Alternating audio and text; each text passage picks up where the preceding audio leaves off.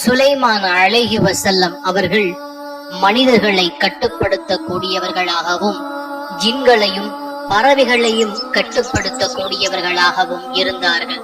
ஒரு நாள் சுலைமான் அலைஹி வஸல்லம் அவர்கள் பறவைகளை கண்காணித்துக் கொண்டிருந்தார்கள். பறவைகளின் கூட்டத்தை பார்வையிட்ட போது ஹூது ஹூது என்னும் பறவையை காணவில்லை. அதனால் சுலைமான் அலைஹி வஸல்லம் அவர்கள் ஹூது ஹூது பறவை எங்கே போனது, அதை நான் காணவில்லை, சரியான காரணத்தை அது சொல்லவில்லை என்றால் நான் அதை தண்டிப்பேன் அல்லது கொன்று விடுவேன் என்று கூறினார்கள். சிறிது நேரத்தில் ஹூது ஹூது பறவை அங்கே வந்து சேர்ந்தது.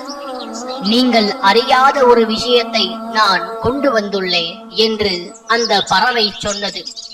சஃபாவிலிருந்து நான் உண்மை செய்தியை உங்களுக்கு கொண்டு வந்துள்ளேன் என்று தொடர்ந்தும் சொன்னது. அங்கே பல்கீஸ் ராணி அம்மக்களை ஆட்சி செய்வதை கண்டேன். அவளுக்கு தேவையான எல்லாமும் கொடுக்கப்பட்டுள்ளது. அவளிடத்தில் சிறப்பான அரியாசனமும் இருக்கிறது. ஆனால் அவளும் அவளை சார்ந்த மக்களும் அல்லாஹுவை வணங்குவதற்கு பதிலாக சூரியனை வணங்கிக் கொண்டிருக்கிறார்கள். அவர்களுடைய இத்தவறான செயல்களை அவர்களுக்கு ஷைத்தான் அழகானதாக காண்பித்து அவர்களை நேரான வழியிலிருந்து தடுத்துள்ளான். சுலைமான் அலைஹி வஸல்லம் அவர்கள் ஒரு கடிதத்தை ஹூது ஹூது பறவையிடம் கொடுத்து அந்த ராணியிடம் கொடுத்து விடும்படி கூறினார். அவளது பிரமுகர்களிடம் இக்கடிதம் பற்றி ஆலோசனை செய்தார்.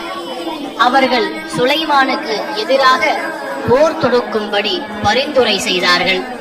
ஆனால் அரசர்கள் ஒரு நகரத்தினுள் படையெடுத்து நுழைவார்களேயானால் நிச்சயமாக அதனை அழித்து விடுவார்கள். அதில் உள்ள கண்ணியம் உள்ளவர்களை சிறுமைப்படுத்தி விடுவார்கள்.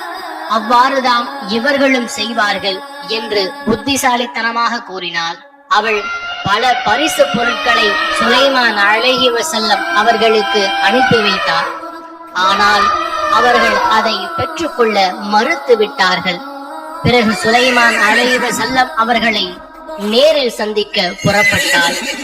பிரமுகர்களே, அவர்கள் என்னிடம் வழிபட்டவர்களாக வரும் முன் உங்களில் யார் அவளுடைய அரியாசனத்தை என்னிடம் கொண்டு வருபவர் என்று சுலைமான் அலைஹி வஸல்லம் அவர்கள் கேட்டார்கள்.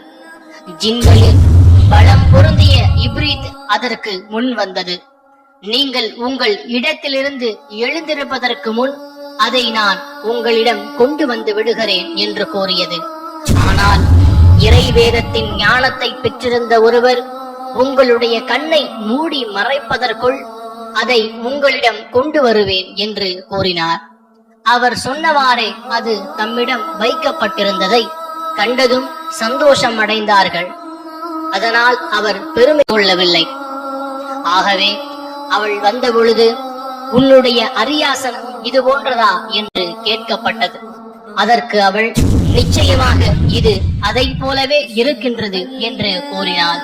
இந்த மாளிகையில் பிரவேசிப்பீராக என்று சொல்லப்பட்டது.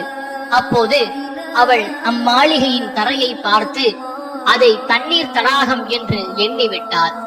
எனவே தன் ஆடை நனைந்து போகாமல் இருக்க அதை தன் இரு கெண்டை கால்களுக்கும் மேல் உயர்த்தினார். இதை கண்ணுற்ற சுலைமான் அது நிச்சயமாக பளிங்குகளால் பளபளக்கப்பட்டு கட்டப்பட்ட மாளிகைதான் என்று கூறினார். நிச்சயமாக எனக்கு நானே அநியாயம் செய்து கொண்டேன். அகிலங்களுக்கெல்லாம் இறைவனான அல்லாஹுவுக்கும் சுலைமானுடன் நானும் முற்றிலும் வழிபட்டு முஸ்லிம் ஆகிறேன் என்று கூறினார்.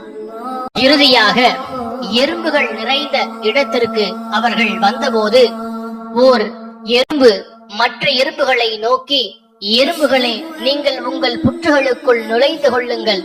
சுலைமானும் அவருடைய சேனைகளும் அவர்கள் அறியாதிருக்கும் நிலையில் உங்களை நசுக்கி விடாதிருக்கும் பொருட்டு அவ்வாறு செய்யுங்கள் என்று கூறிற்று.